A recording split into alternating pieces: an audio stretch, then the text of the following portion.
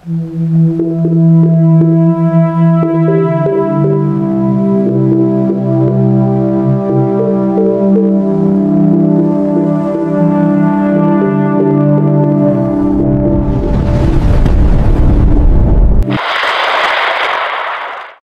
araw po sa inyong lahat.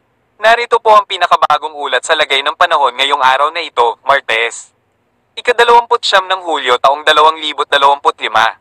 Patuloy pa ring nakakaapekto ang dalawang bagyo sa ating bansa dahil sa kanilang paghila ng hanging habagat.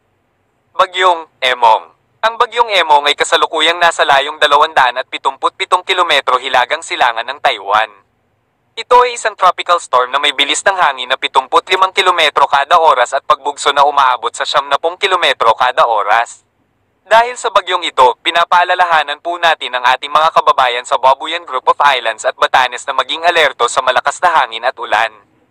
Ang bagyong Crosa naman ay namataan sa layong 2,258 kilometro hilagang silangan ng Luzon.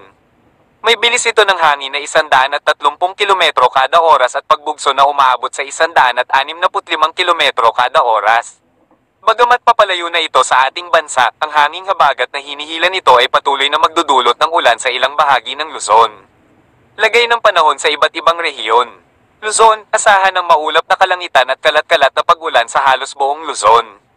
May posibilidad ng pagbaha at pagguho ng lupa sa mga lugar na ito, Ilocos Norte, Abra, Ilocos Sur, La Union, Benguet, Pangasinan, Zambales, at Bataan dahil sa patuloy na pag-iral ng hanging habagat.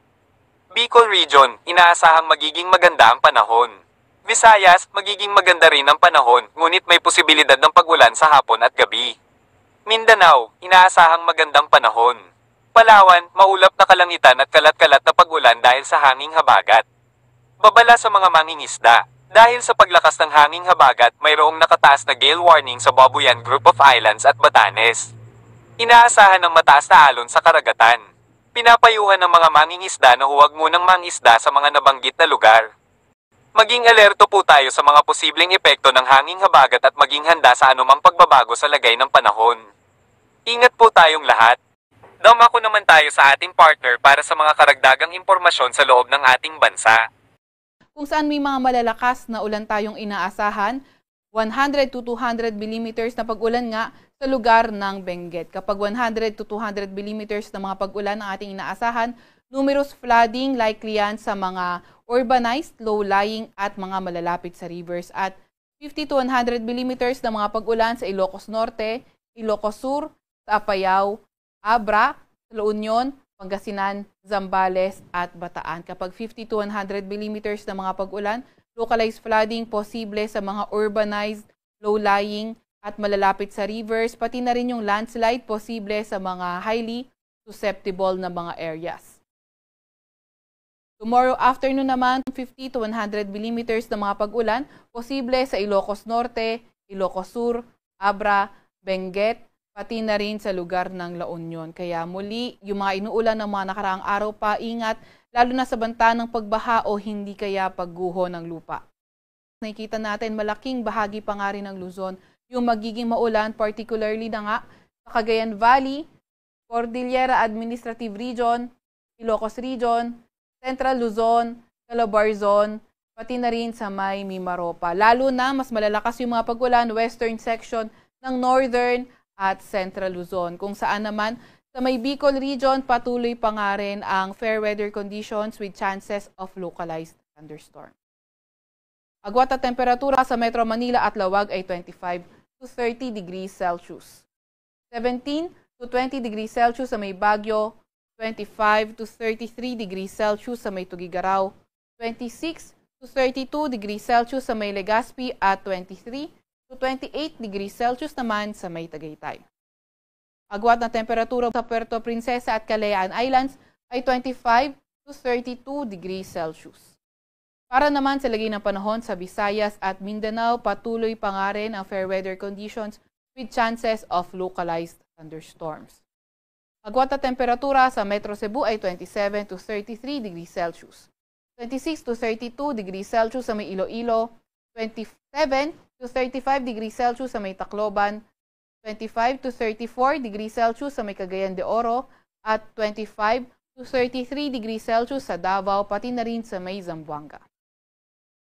Para naman sa 3-day weather outlook ng mga pangunahing syudad natin, sa Baguio City, Wednesday until Friday, pati na rin sa malaking bahagi ng Northern Luzon, asahan nga natin patuloy pa rin na magiging maulan. Metro Manila naman until Wednesday, yung maulang panahon at pagdating ng Thursday ay magsisimula na ang pag-improve ng panahon sa Metro Manila. Sa Legazpi City naman, patuloy pa nga rin yung partly cloudy to cloudy skies na may mga tsansa ng mga thunderstorm. Sa Metro Manila, from Wednesday to Friday, ang temperatura ay magiging 25 to 32 degrees Celsius. 17 to 21 degrees Celsius sa may Baguio at 26 to 32 degrees Celsius naman sa may Legazpi City. Para naman sa mga pangunahing syudad sa Visayas, sa Metro Cebu, Iloilo City, Tacloban City at balaking bahagi ng Visayas, wala naman tayong mga nakikitang weather system na nakikita natin na magdadala ng matagalan o pangmagdamagan ng mga pag-ulan, kaya mga tsansa lamang ng mga thunderstorms sa ating binabantayan. Sa Metro Cebu, ang agwat ng temperatura ay 26 to 33 degrees Celsius, 25 to 33 degrees Celsius sa may Iloilo City, at 27 to 35 degrees Celsius naman sa may Tacloban City.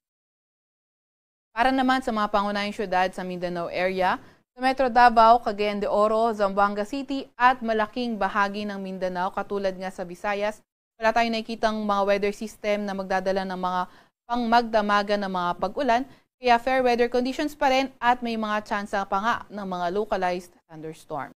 Agwat ng temperatura sa Metro Davao Wednesday to Friday ay 25 to 34 degrees Celsius. 24 to 34 degrees Celsius sa may Cagayan de Oro at 25 to 34 degrees Celsius naman sa may Zamboanga City. Sa Kalakhang, Maynila, ang araw ay lulubog ng 6:26 ng gabi at sisikat nga ng 5:39 ng umaga.